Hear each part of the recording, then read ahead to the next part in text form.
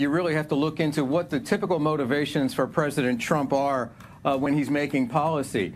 It appears, and no one can say for certain, that obviously, though, President Trump takes joy, takes pleasure, and a measure of pride in shattering norms and shattering diplomatic conventions in particular. When people tell him you can't do it simply because it isn't normally done or hasn't been done this way, then he generally goes in the opposite direction. He also, I don't think it's any secret, likes to reverse some of the policies that President Obama put into place. He's sort of the anti-Obama in that respect. And of course, the presidents, as was outlined in the report that you gave for the last 23 years, have instituted that waiver and have continually refused to move the embassy and have essentially gone back on their promises.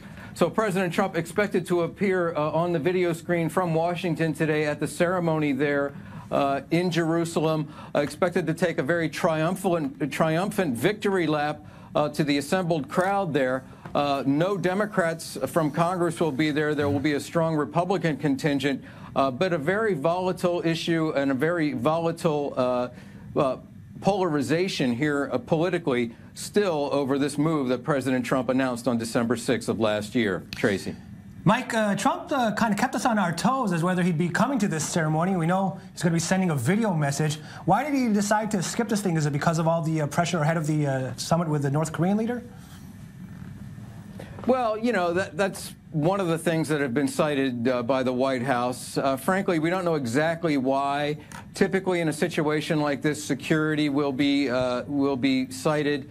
Not necessarily that there's a specific security threat in the Middle East, but that the footprint of the President of the United States is so large that to bring him in at the last minute would be disruptive and perhaps logistically very difficult. Yes, there is the big summit in Singapore coming up with Kim Jong-un. Yes, there is the continuing investigation from the special counsel here.